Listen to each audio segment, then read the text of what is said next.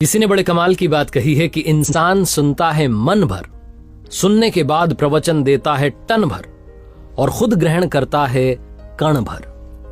नमस्ते दोस्तों, मैं हूं आरजे कार्तिक। एक गरीब आदमी एक बार घूमता घामता एक राज्य की राजधानी में पहुंच गया। जिस दिन वो वहां पहुंचा उस दिन वहां समारोह हो रहा था, उत्सव चल रहा था। उसने पूछा लोगों से कि भाई यहाँ क्या चल रहा है, तो एक ने बताया कि यहाँ पर हस्ती पटबंधन समारोह चल रहा है। इसने पूछा भाई क्या होता है इसमें, तो इसे बताया गया कि यहां पर क्या होगा, अभी थोड़ी देर में शाही हाथी आएगा और इस रास्ते से गुजरेगा। उसकी सूंड में एक माला होगी, उसने वो माला जिस व्यक्ति को पहना दी उसे इस राज्य का राजा अगले 5 साल के लिए बना दिया जाएगा। जहां इस व्यक्ति ने बात सुनी, गरीब आदमी ने उसने कहा अपन भी खड़े हो जाते हैं लाइन में, क्या पता अपनी किस्मत चमक जाए और शायद आज मेरा दिन है कि मैं घूमते घामते यहां पहुंच गया हूं। ये भी खड़ा हो गया लाइन में। जैसे ही वो हाथी आया, शायद उस दिन प्रभु को यही मंजूर था, यही कृपा थी। वो हाथी आया, उसकी सूंड में माला थी, उसने वो माला इस गरीब आदमी को पहना दी और जैसे ही इसके गले में माला डली, लोग जयकारे लगाने लगे कि क्या बात है, मैं अपना अगला राजा मिल चुका है। राजपुरोहित ने इसे बुलाया, इसका तिलक किया और कहा अब आप सुन लीजिए शर्तें। तो इसने सोचा शर्तें भी है, तो इसने कहा बताइए क्या बात है। तो राजपुरोहित ने कहा कि आपको अगले 5 साल के लिए इस राज्य का राजा बनाया जा रहा है, लेकिन 5 साल के बाद आपको ये राज्य छोड़ के जाना पड़ेगा, ये राजधानी छोड़ के जानी पड़ेगी।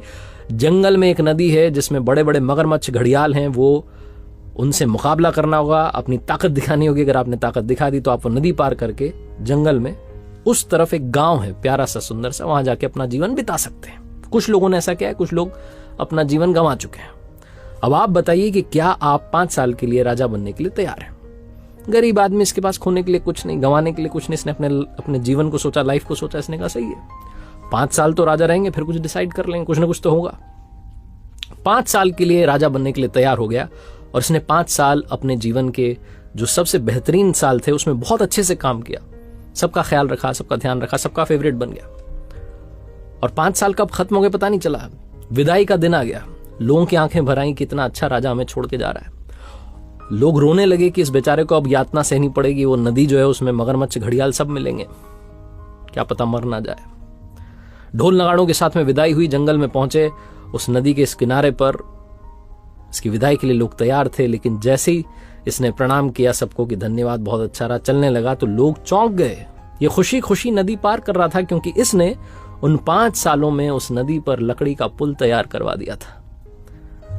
लोग वापस प्रसन्न हो गए कि चलो सुरक्षित रहेंगे राजा साहब, अब वहां रहेंगे लेकिन अच्छे से रहेंगे। कहानी राजा की और नदी की नहीं है, कहानी आपकी हमारी है।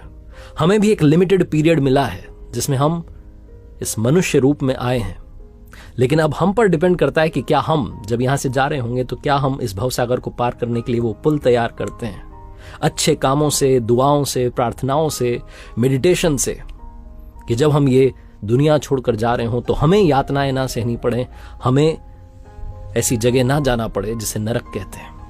हम कुछ अच्छा करें और भवसागर पार करके पहुंच जाएं वहां जो दूसरा लोक है।